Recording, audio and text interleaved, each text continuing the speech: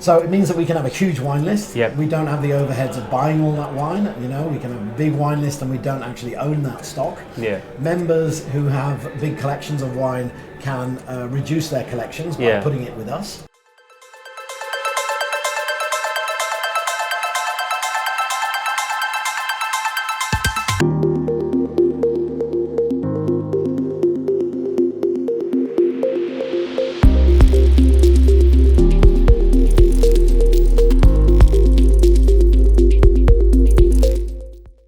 Let's talk about the model. Yeah. And after that, I would love to know, what do you look for when buying wines, right? Okay.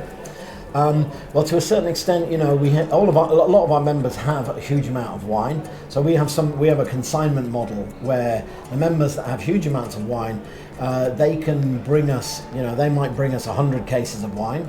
We put it in our cellar. Mm-hmm. We basically can sell that wine. They can come in and drink any of that wine at any time for £20 corkage, but we put all of that wine on the list. Got it. When we sell it, we will credit their account with the cost price of that wine, and we take our profit margin. So let's say they bring us a case of Merceau, it's £150 a bottle, we sell it for £250 a bottle. As soon as we sell a bottle out of their case, their account is credited by 150, we make £100 profit. But can any member do this, or member can do it. You have to make a decision as a buyer as well? Any member can do it. If they come and they say, I've got 3,000 cases of wine from Azerbaijan, we might say we're not interested. But if they come and they've got good wine, you can say absolutely. Nice. And the great thing about that is that members that are doing that usually have £2,000 or £3,000 credited on their account. Okay. So they want to use that, so they'll come in more and more regularly, and they'll bring more and more guests with them to use up the credit that they've got on their account. Got it. So it means that we can have a huge wine list. Yep. We don't have the overheads of buying all that wine. We can have a big wine list and we don't actually own that stock. Yeah. Members who have big collections of wine can reduce their collections by putting it with us.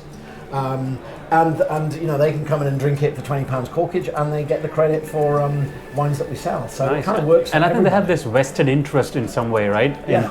In being more associated with you guys. Absolutely, yeah, absolutely. What about the suppliers, right? Like if I'm a winery trying to pitch you, what is the process, and what do you really look for in making a buying decision? First of all, quality. Quality compared to price ratio.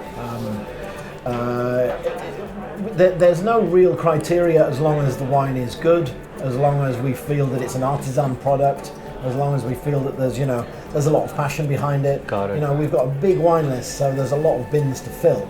So we have wine from 42 different countries. Our classics will be Bordeaux, Burgundy, Champagne. They're the main sellers. Uh-huh. But, we have wine from everywhere, from Bulgaria, Croatia, Romania, Japan, China, wine from everywhere. So as long as it's quality wine, that's the main criteria. And what about like marketing support? Are there any other things that suppliers can do for you to help you in reselling, or even to help you in getting a placement? We do have function rooms here. We have private rooms, we have a few small private rooms, we have one big private room downstairs, the St. James room. Today we've got a wine merchant in there who's doing their annual tasting. Okay. But we regularly do things with things like people like LVMH. They'll come and they'll do events with us. Penfolds will regularly do events with us. Got it. So all of that kind of, they can help market their products. That's a great way to help your event business, yeah, basically. Exactly. And we usually do something which might be a full day event. Say Penfolds doing 50 wines to taste. The morning will all be trade people, journalists, sommeliers, and then the evening we'll sell tickets to our members. So Penfolds have the opportunity to sell to private customers and also to show the wines to the trade. Roger that.